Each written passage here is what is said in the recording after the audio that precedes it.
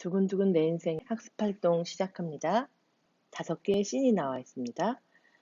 등장인물들의 대사나 행동을 통해서 심리를 간접적으로 제시하기 때문에 추측하는 것이 중요하겠습니다. 먼저 씬 16에서 중심 내용은 아름이가 주변의 시선을 의식하는 것인데요. 섬세한 사춘기 소년이라는 것을 알 수 있죠. 씬 17부터 18번에서는 서아라는 모르는 아이로부터 편지를 받고 환청에 시달린다는 내용입니다. 추측할 수 있는 것은 이성 친구에 대한 호기심으로 설렘을 경험하고 반응을 보이고 있는 거죠. 씬 49번입니다. 사진을 본래 달라는 요청에 서아는 손을 보내고 아름이는 그 사진에 자기 손을 얹어봅니다. 여기서 느낄 수 있는 것은 아름이가 그 싱그러운 서아의 손과 마주 잡는 상상을 하면서 건강한 17살 소년의 삶을 간절히 바라고 있다는 것입니다. 씬 59번입니다. 게임에 몰두하며 일을 걱정하는 부모님께 대들고 식사를 거부하는 아름이의 모습, 갈등이 최고조로 이르는 씬이 되겠습니다. 여기서 추측할 수 있는 아름이의 심리는 서아의 정체를 알게 돼서 사람들에게 실망하고 이것을 부모님께 내색하지 않으려고 게임에 빠지는 그런 내적 갈등과 외적 갈등을 동시에 보여주는 부분입니다. 씬 63번입니다. 별을 보러 가서 갑자기 뛰어 달아나다가 아버지 품에 안겨 와락 울음을 터뜨린 후 아버지와 함께 누워서 별똥별을 보며 소원을 빈다 라는 것이 중심 내용입니다. 아름이의 심리를 추측한다면 자기에게 일어나는 일들을 거부하고 벗어나고자 하는 심리가 뜀박질에서 나타났습니다.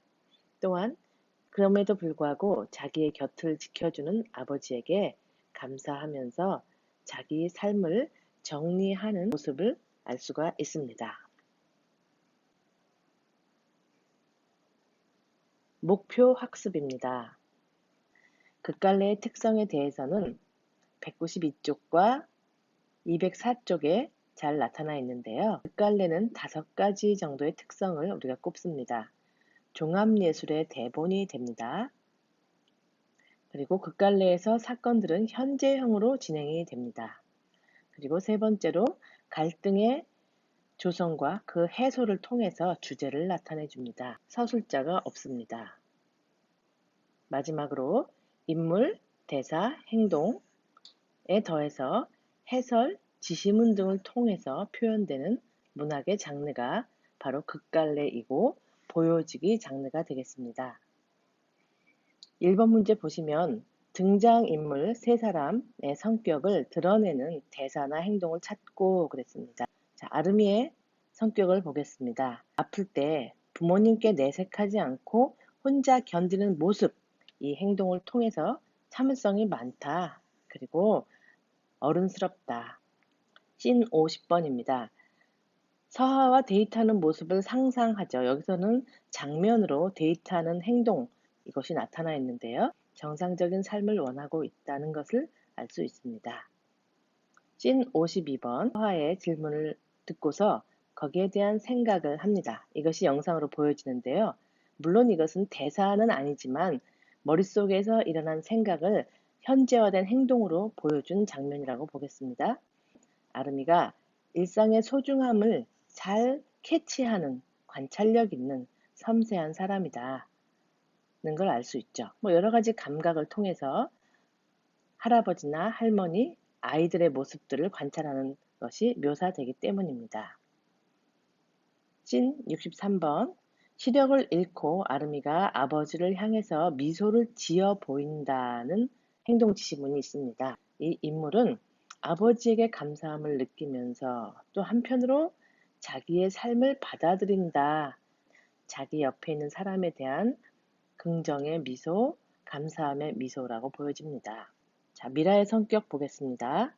미라는 씬 16에서 사람들의 시선에 개의치 않고 당당하게 걷는다 라는 행동이 나와 있는데요. 이것을 통해서 비록 사람들이 쳐다본다 할지라도 아름이가 이것에 주눅들지 않고 당당하게 살아가길 바라는 강한 어머니의 모습, 강한 성격이 느껴집니다. 씬 60입니다. 시리에 빠진 대수, 남편이죠. 위로하는 모습을 통해서 남편을 걱정하고 공감하는 그런 다정한 아내의 모습을 보여줍니다. 씬 59입니다. 바닥에 떨어진 음식을 치우는 장면인데요. 이런 행동을 통해서 알 수 있는 성격입니다. 아름이의 모습에 걱정하면서 말없이 그것에 수발을 드는 그런 헌신적인 모습이 느껴집니다. 흔히 모성애라고 하나요? 엄마도 같이 소리를 지른다든가 게임기를 집어 던진다든가 다른 행동을 할 수 있습니다. 그러나 미라는 말없이 수발을 드는 걱정하는 엄마의 모습을 보여줍니다. 대수에 대해서 알아보겠습니다. 씬 59에서 아름이의 게임기를 강제로 뺏으려 합니다. 여기에서 알 수 있는 것은 아들의 잘못된 행동에 대해서 강력하게 대응하는 그런 아버지란 이렇게 아들을 잡아줘야 된다라는 생각을 갖고 있습니다. 이 모습은 대수가 17살에 아이를 가졌다고 했을 때 대수의 아버지가 대수의 뺨을 때리면서 야단치는 그런 장면과 겹쳐집니다. 그때 대수는 아버지에 대해서 심히 반항하면서 집을 나갔었는데 지금 똑같은 아버지의 역할을 하게 되었다라는 것이 겹쳐져서 느껴지는 부분입니다. 씬 60입니다. 병원 계단에서 혼자 운다라는 행동에서 아들에 대해서는 강력하고 카리스마 있는 아버지상을 보였지만 결국은 가족에 대한 책임감, 그것과 현실적인 자신의 무력감 사이에서 고뇌하는 가장의 모습이 그려집니다. 63 마지막 씬이죠. 아들을 붙잡으려고 뛰어가는 아버지의 모습에서 끝까지 아들을 포기하지 않고 지키려는 부성애가 나타납니다. 씬 59와 63에 나타난 갈등은 무엇인지, 갈등이 어떻게 해소되는지 파악해 보자. 씬 59에서 가장 높은 그런 산의 부분에 해당되는 것이 바로 59가 되겠죠. 63에서 마무리가 되기까지 지금 하강하고 있는 구조입니다. 제일 절정이 된 59씬부터 보겠습니다. 59씬은 게임기를 매개체로 해서 이 게임에 중독된 아들에 대해서 부모가 야단을 치고 아버지와 갈등하는 부분이죠. 그래서 여기서는 격돌이 일어납니다. 그런데 이 아르미의 내적 갈등은 화의 정체를 파악하게 되었다라는 것이 일단 내적 갈등이 되겠죠. 그래서 아르미의 내적 갈등 때문에 아르미는 지금 게임에 몰입을 하는 것이고 이런 외형적인 행동 때문에 아버지 대수와 외적인 갈등을 벌입니다. 그것이 바로 씬 59와 60의 장면이죠. 결국 이것은 해소가 되게 돼 있는데 그 해소하는 과정은 아버지와 같이 택시를 타면서 그 과정에서 아르미는 별을 보다가 시력을 상실하게 되는 겁니다.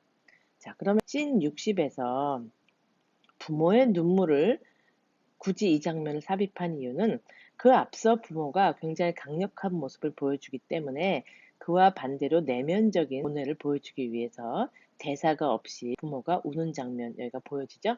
씬 61로 가서 부자가 둘만 남았습니다. 그래서 두 사람이 갈등했던 국면이 계속 되든지 더 갈등이 커지든지 해소가 되든지 하는 그 세 가지 선택이 남았죠. 이때 서먹함을 해소하기 위해서 아르미가 아빠 택시를 타고 싶다라는 제안을 했습니다.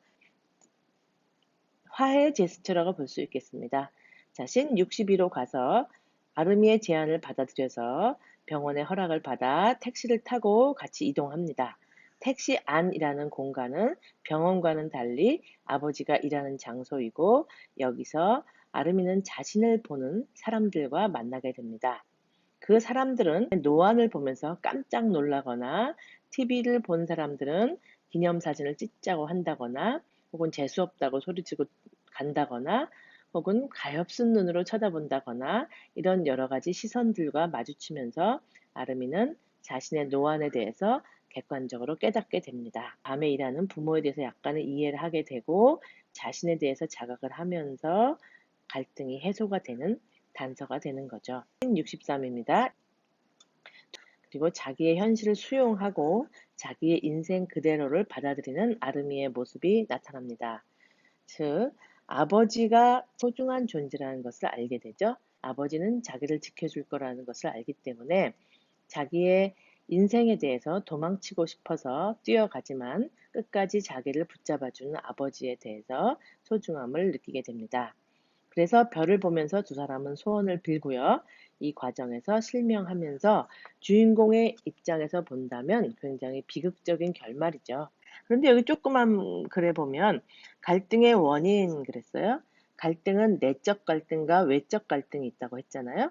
그때 외적 갈등으로 봤을 때는 아버지와 아들의 갈등이지만 그 갈등이 생겨나게 된 더 근원에는 내적 갈등이 있었는데 그 내적 갈등은 아르미가 서하라는 아이와의 관계에서 자신에 대해서 진실로 다가오는 사람이 없다는 걸 깨닫고 자기가 사람들에게 어떻게 받아들여지는가를 인식하면서 부모의 사랑에 대해서 자기에게 소중한 것이다라는 걸 깨닫는 그 과정이죠. 다음은 이 시나리오의 원작 소설을 들려주겠습니다. 그리고 그 내용은 다음과 같았다. 대단하다. 나라면 자살했을 텐데. 그의 편지가 도착한 건 이틀 뒤였다. 메일 제목은 안티프리즈. 그래서 나는 처음에 그게 스팸 메일인 줄 알았다. 그런데 혹시나 하고 열어본 페이지에 그 아이가 있었다. 발신 시간은 하루 전 자정께로 표기돼 있었다. 아름에게. 안녕. 나는 이서아라고 해. 17. 너랑 같은 나이야. 그리고 나도 너처럼 머리카락이 없지. 그렇게 된 지 한참 됐어. 엊그제 이웃에게 희망을 보고 편지를 써. 내 주소는 방송국을 통해 알았어. 혹시 기분이 나빴다면 미안해. 제작진이 처음엔 안 가르쳐 주려고 하는 걸 설득해서 받아냈어. 아마 나도 아픈 아이라는 걸 알고 알려준 것 같아. 내게 이 글을 쓰는 이유는 전해주고픈 말이 있어서야. 그날 너는 내가 완전한 노인도 완전한 아이도 아니라 힘들다고 했지? 너무 빨리 먹은 시간들이 내 속에 가득 구겨져 있다고. 내가 작가 언니를 향해 그래도 제가 더 오래 살았을걸요? 라고 말했을 때 웃었어. 너만큼은 아니어도 1분이 영원처럼 느껴지는 시간들에 대해 나도 조금은 알고 있거든. 그리고 괜찮다면 내 속 시간들에 대해 내가 다른 이름을 붙여주고 싶었어. 처음으로 떠오른 단어는 한라산. 백두산도 괜찮고 그냥 높은 산이면 돼. 예전에 지리 시간에 그런 얘기를 들었거든. 그 산들은 너무 높아서 고도별로 다른 꽃이 핀다고. 같은 시간 한 공간 안에서는 절대 살 수 없는 식물들이 공존한다고 말이야. 그곳에는 사계가 함께 있어 여름에도 겨울이 있고 가을에도 봄이 있대. 무슨 비유나 상징이 아니라 실제로 말이야. 그래서 내 멋대로 그렇게 정했어. 남들은 너를 조로라고 부르지만 나는 그냥 너를 산이라고 부르겠다고. 아, 그리고 음악 하나. 맞아, 선물. 행운을 빌어. 메일 하단에 안티프리즈 검정 치마라는 글자가 보였다. 나는 바로 첨부 파일을 열어보았다.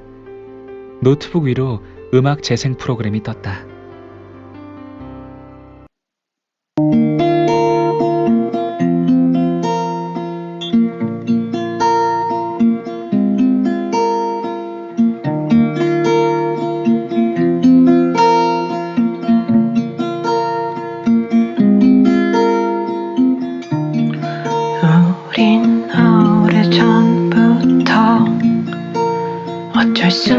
없던 거였어. 우주 속을 홀로 떠돌며 많이 외로워하다가 어느 순간 태양과 달이 겹치게 되면 모든 것을 이해할 수 있을 거야.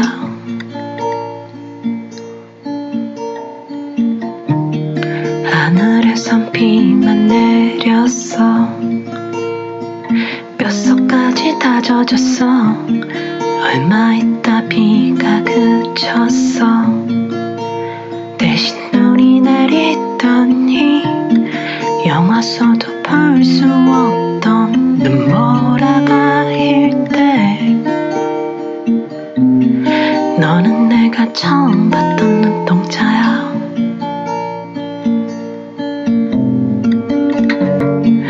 네가 건네주는 커피 위에 살얼음이 떠도 우리들은 얼어붙지 않을 거야. 파도 속에 모래까지 녹일 거야. 춤을 추며 절망이랑 싸울 거야.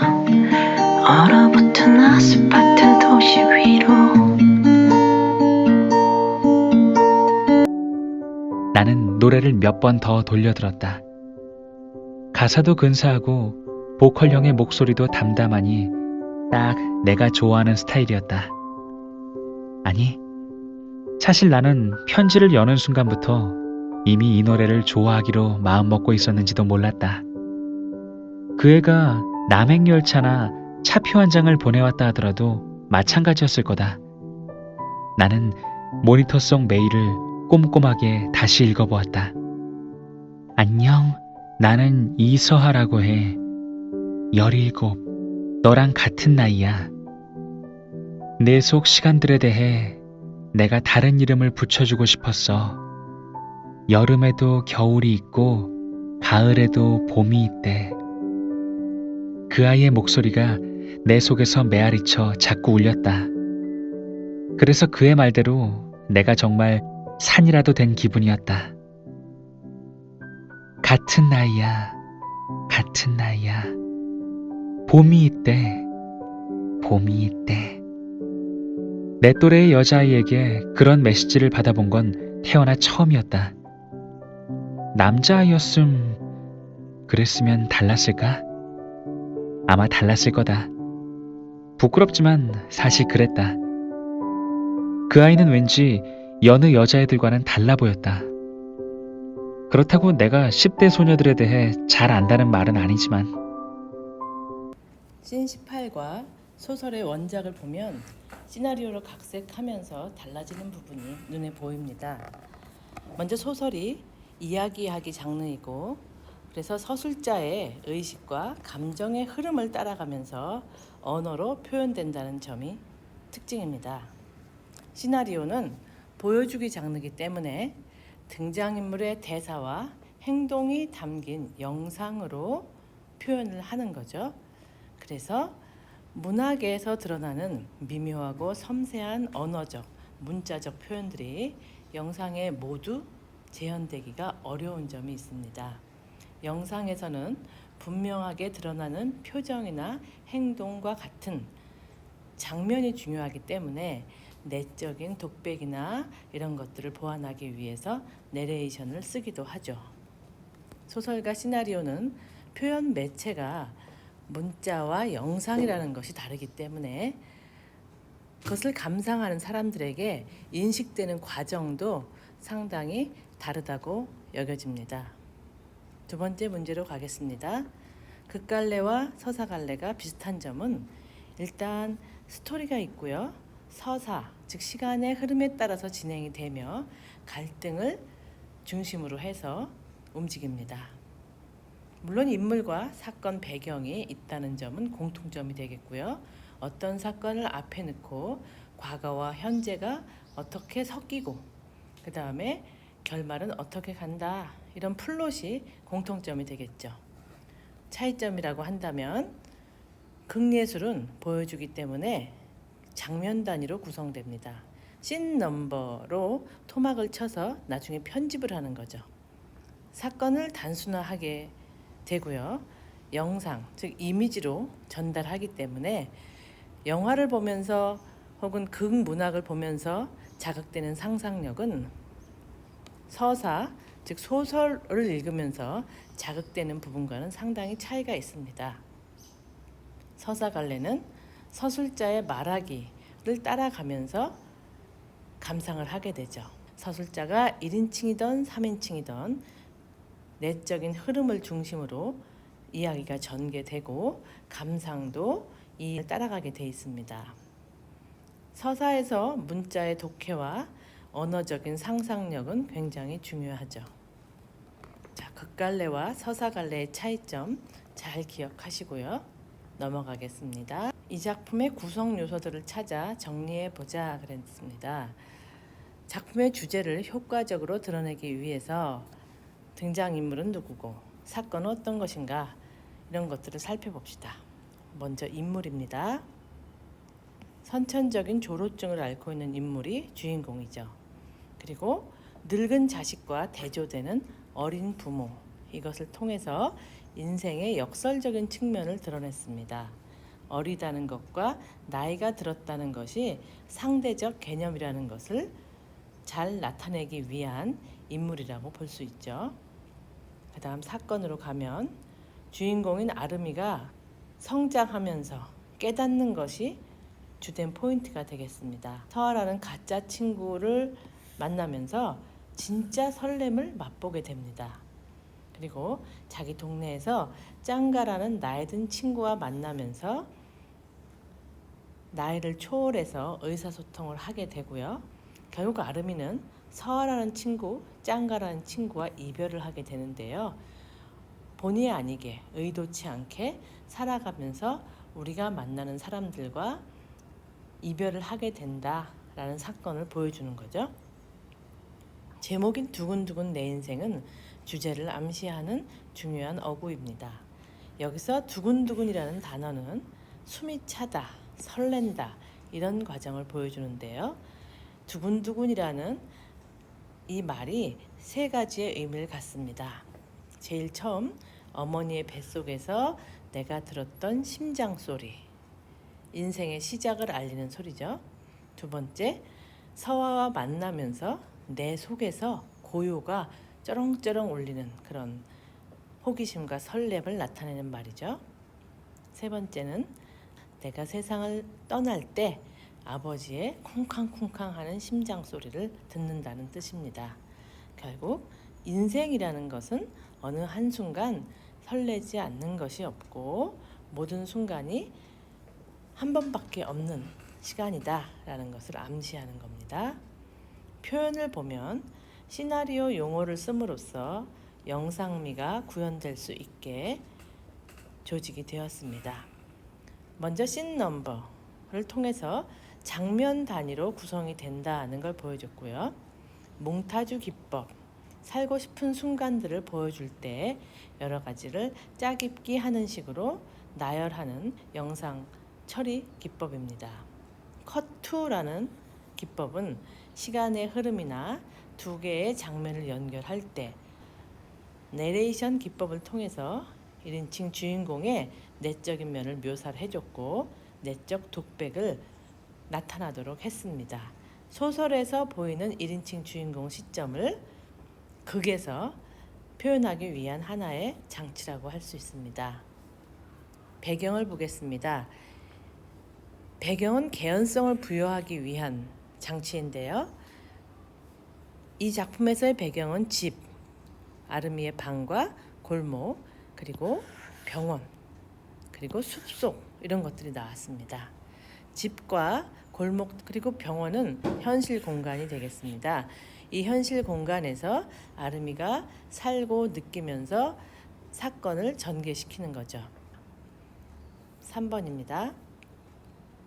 이 구성 요소들 가운데 주제와 관련해서 중요하다고 생각되는 것 각자 발표할 수 있을 것 같아요. 선생님 생각에는 씬 52번에 아름이가 자기의 기억, 그 다음에 살고 싶어지는 때를 얘기하는 그 장면이 참 인상 깊었고요. 씬 62 보면 누구세요? 라는 말을 쓰지 않고 안녕이라는 말을 쓰거든요. 원망하기보다는 하나의 존재로서, 자기에게 설렘을 준 존재로서 기억하고 싶다라는 자존감이 보여서 인상 깊은 장면이었습니다. 세 번째, 씬 63은 가장 가까운 사람인 아버지와 아들이 갈등을 하죠. 그 갈등과 화해 과정, 이런 것들을 통해서 아버지가 얼마나 슬플까, 이런 것들을 배려하면서 성장하는 것을 보여주고 있습니다. 인생과 사랑과 죽음, 이별, 성장, 이런 것들이 잘 나타나는 부분들이 이 씬 52, 62, 63이라고 생각이 되는데 여러분들도 동의하시는지 그건 모르겠습니다. 마지막으로 극갈래의 개념과 특성입니다. 이것은 앞서도 언급이 되었습니다마는 굉장히 중요한 개념이니까 꼭 확인하시기 바랍니다. 서술자가 없다, 대사와 행동으로 표현한다, 희곡과 시나리오가 대표적이다, 종합예술의 대본이 된다. 그래서 씬 넘버가 있었죠. 촬영하기 위한 노트로. 그리고 사건을 현재형으로 보여준다. 씬 52를 보면 상상 속이지만 거기서 현재 눈앞에 펼쳐지는 것처럼 전개가 되거든요. 세 번째, 갈등을 통해서 주제가 제시된다 했는데 내적 갈등과 외적 갈등을 구분할 수 있고 어떤 것이 주된 갈등인가도 이해했으면 좋겠습니다. 서술자는 없지만 내레이션 기법으로 이것을 일부 극복했다고 하였죠. 등장인물, 대사, 행동이 주된 구성 요소이다. 여기까지 개념 정리 잘 하시고 시험 준비를 잘 하시기 바랍니다.